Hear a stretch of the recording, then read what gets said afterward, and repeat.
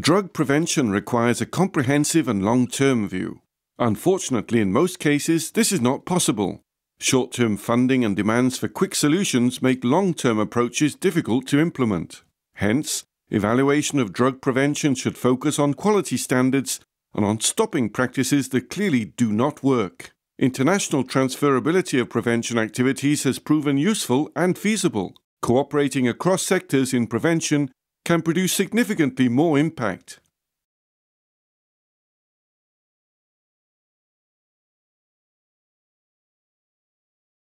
Increased variety of drugs and diversity of users groups requires a comprehensive and flexible response. Therefore, effective cooperation between law enforcement, social and health services is the key to successfully tackling drug-related problems. Drug treatment is still to a large extent based on tradition and belief. It's time to put the principles of knowledge-based medicine and the human rights perspective to the forefront in developing treatment guidelines.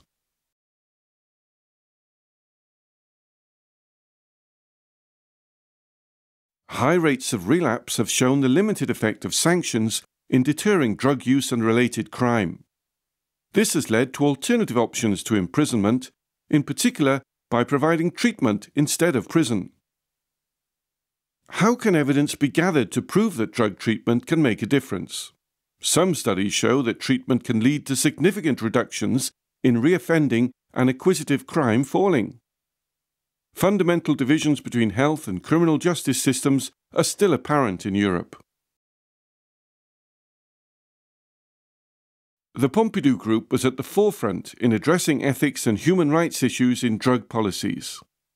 As a result, the group explored specific ethical issues in current drug policy approaches.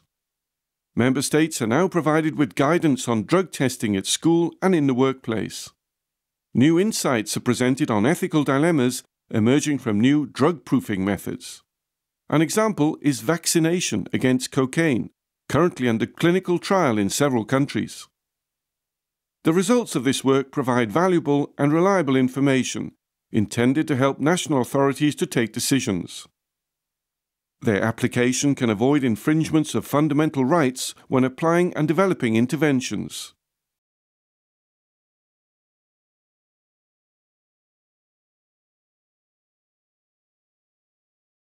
Attempts to develop more coherence between policies on licit and illicit drugs were surveyed in 17 countries.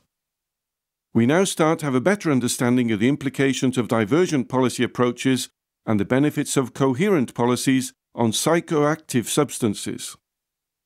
Improving the interaction and communication between policy and research continue to be a priority of the Pompidou Group during the last years.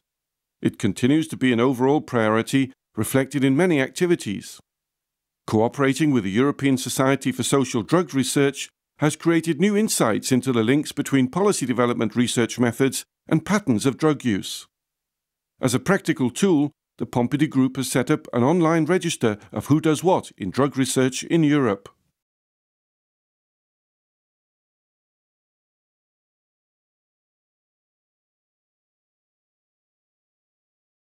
Law enforcement agencies at airports play a significant role in reducing the supply in drugs and drug precursor products. Concealment and trafficking techniques change constantly. International information exchange and passenger profiling are the essential elements to increase effectiveness of responses. Airport crime requires constant awareness. Also, airport staff can be involved in criminal activities related to drugs. The Pompidou Group is also tackling the increased use of small aircraft and airfields in drug trafficking.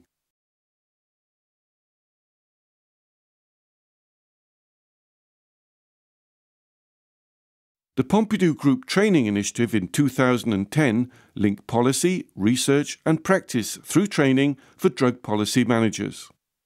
This unique format of executive training provides know-how and helps to build capacities. It's an important contribution for more effective implementation of drug policies. Participants explored obstacles and opportunities.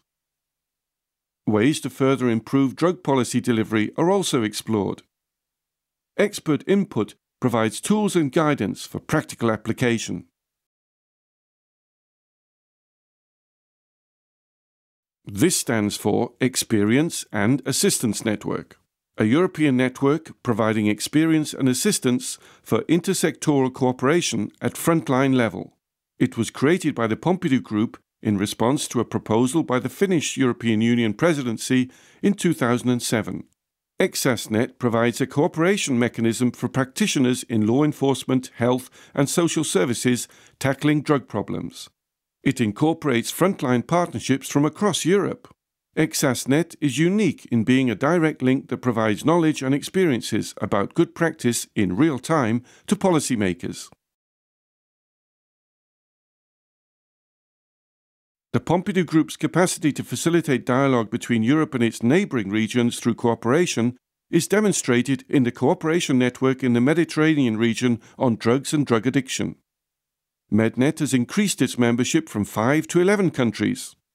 In addition to the broad range of capacity-building activities, feasibility studies on setting up monitoring centres were conducted. School surveys were also organised, and the first Mednet high-level conference was held.